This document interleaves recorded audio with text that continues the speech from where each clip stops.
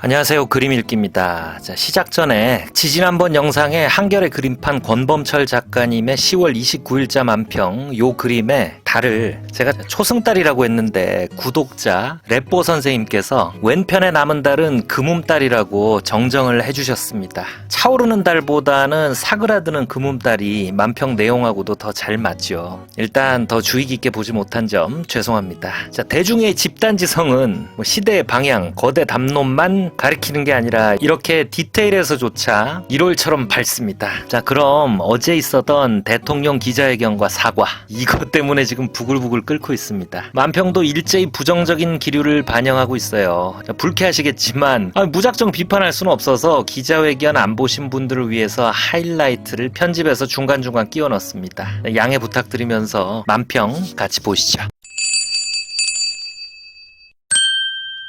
자, 인스타 오뎅구육 전종원 아백님 만평부터 시작하겠습니다. 어제 그 말같지도 않은 기자회견이 있고 나서 조국혁신당 조국 대표가 페이스북에 이런 이미지를 올렸습니다. You can't put a crown on a crown and expect a king. 광대가 왕관을 썼다고 해서 왕이 되기를 기대할 수는 없다라는 뜻이죠. 어제 윤석열 씨의 사과쇼를 서양 속담을 빌려와서 한마디로 평가했는데 이걸 전종원 작가님이 받아서 그림으로 그린 겁니다. 어두운 궁중에 장님 무사가 아닌 장님 광대가 왕자에 앉아 있습니다. 앞에서는 명태가 춤을 추고 김건희 씨가 박절하지 못해서 받았다는 그 명품들, 이건 절대 뇌물이 아니라고 검찰이 확인해줬죠. 그 물건들을 가지고 보란듯이 저글링을 하고 있어요. 어제 기자회견을 포함한 검찰, 명태균, 대통령 권력이 보여준 최근의 행보가 딱 이 모양이죠. 어제 기자회견에서 가장 관심을 모은 부분은 김건희 씨 관련 수많은 의혹들에 어떻게 해명을 하는지에 대한 문제였겠죠. 몇 가지 키워드를 가지고 정리를 해봤습니다.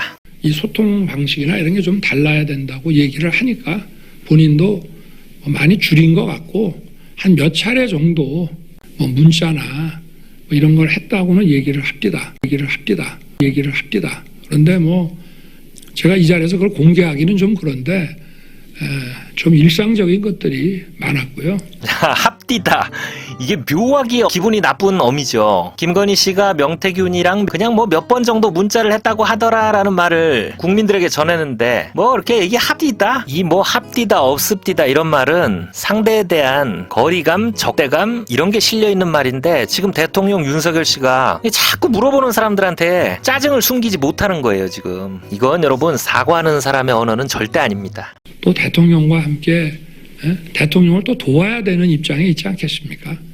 예를 들어서 대통령이 요새 회의 때 참모들한테 야단을 많이 친다는 말이 있는데 당신 좀 부드럽게 해. 그런 거를 국정 관여라고 할 수는 없지 않겠죠. 그런 점들이 좀 있을 수 있습니다. 자, 요 대목도 화제였습니다. 회의 때 참모들한테 야단을 치고 그러면 영부인이 좀 부드럽게 해 이렇게 조언을 해준다는 건데 그럴 수도 있죠.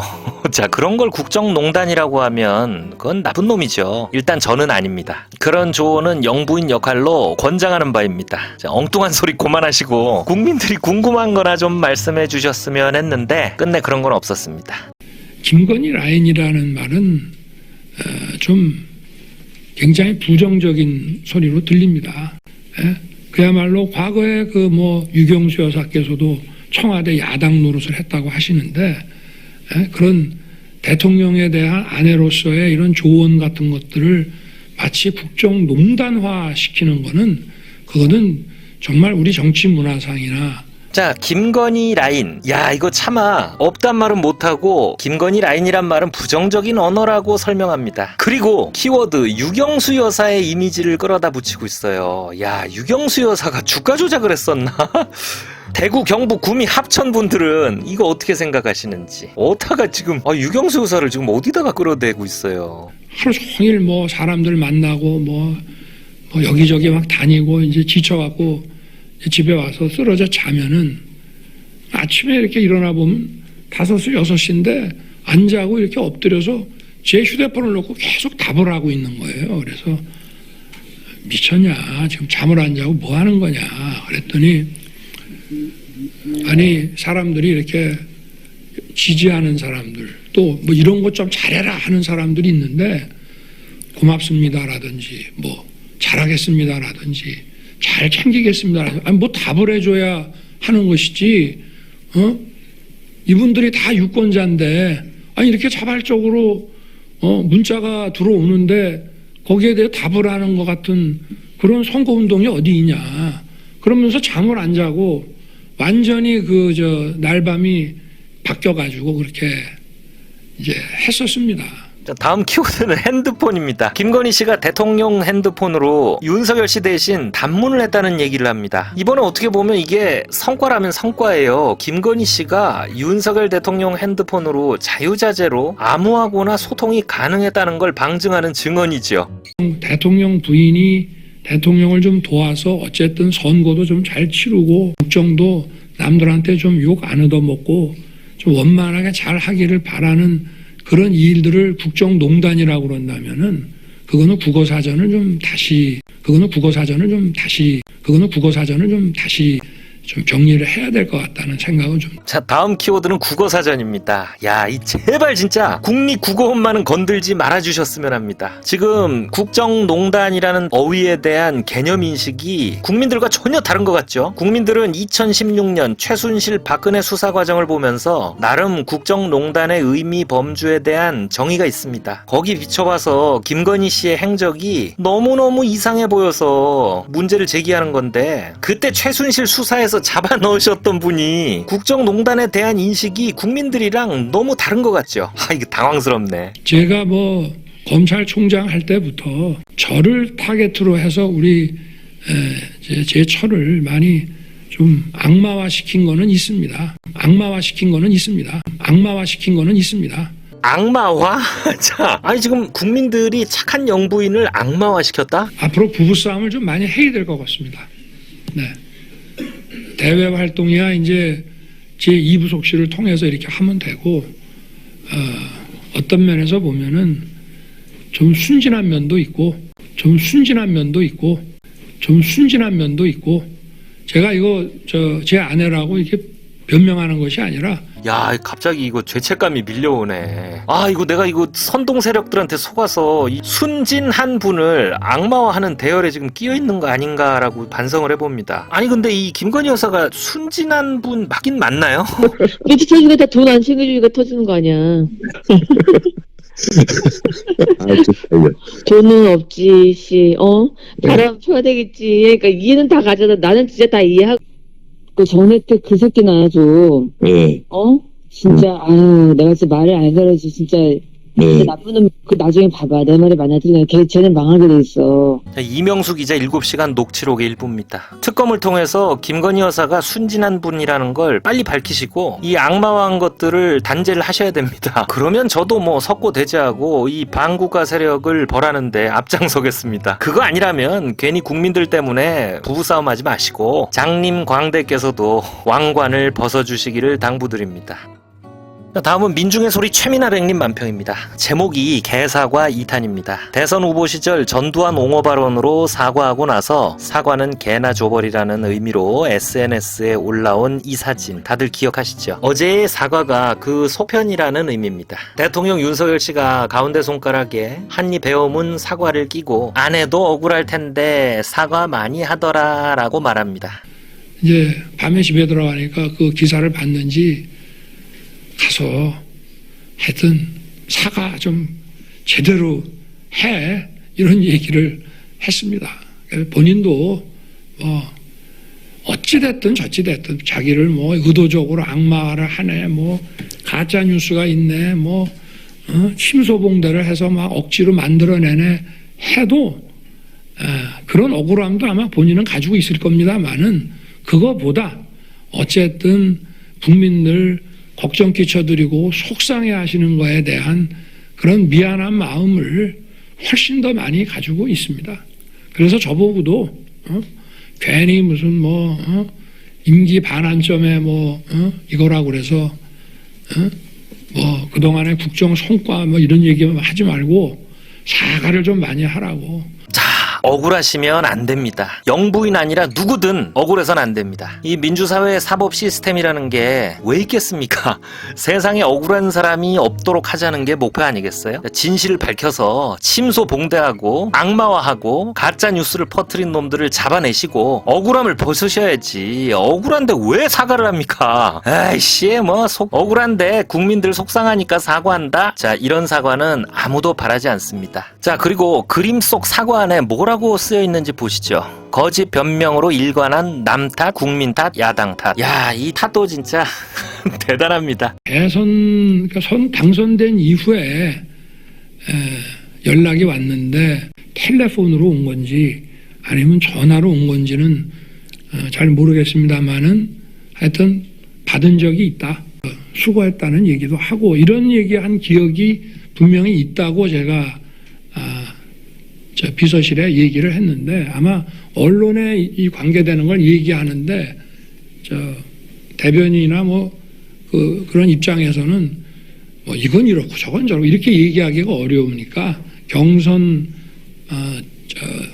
뒷부분 이후에는 사실상 연락을 안 했다 하는 이제 그런 취지로 얘기한 건데 어쨌든 사람이 요만큼이라도 자기를 위해서 도움을 주려고 노력한 사람에 대해서 그렇게 매정하게 하는 것이 뭐하고 저도 또 본인도 좀 섭섭했겠다 싶어서 제가 그때 전화를 받아줬다고 제가 분명히 우리 참모진들한테 얘기를 했는데 언론에 얘기할 때는 이건 이렇고 저건 저렇고 이렇게 길게 얘기할 수 없어서 아마 가장 기본적인 그런 말만 한 것 같습니다. 자, 말이 뭔가 중언부언하죠. 이게 뭐냐면 명태균이랑은 경선 이후에는 연락 끊었다고 해명을 했잖아요. 근데 대선 이후 김영선 공천 약속안은 본인 목소리 녹취록이 나와서 생 거짓말이 탄로났잖아요.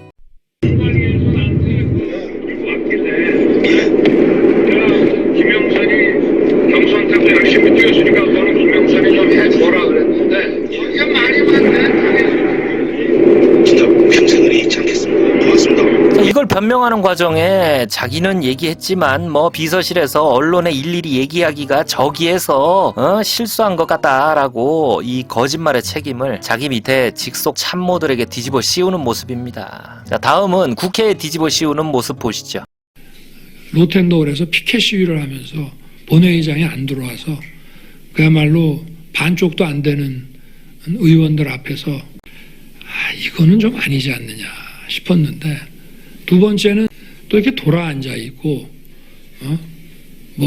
박수 그냥 한 두 번만 쳐주면 되는 건데 그 순간만은 좀 서로 간에 저도 예의를 지키고 야당도 예의를 지키고 이래야 되는 거지. 자, 국회 개원식 그리고 시정연설 안 간 것에 대한 질문이 있었습니다. 근데 이런 식으로 얘기를 하는 거예요. 아니 근데 국회가 언제는 안 그랬나? 노무현, 이명박, 박근혜, 문재인 대통령 때 국회도 항상 피켓 들고 야유하고 그랬어요. 5천만 국민이 아롱이 다롱이듯이 이 국회의원 300명도 여야 양쪽 사이에 다양한 입장으로 구성돼 있습니다. 대통령이 거기 나타났을 때 국회의원들이 어떻게 하는지에 대해서는 국민들이 판단합니다. 그리고 예의를 운운하는데 아니 관제단체 돌면서 야당을 향해서 반국가단체를 암시하는 그런 발언을 공공연히 하시는 분이 그래놓고 국회 가서 야당이 예의를 차려주길 바란다는 게 이게 앞뒤가 안 맞는 얘기죠. 그냥 어거지로 와 해주는 군부대 사열이나 받으시거나 순방이나 열심히 하실 수밖에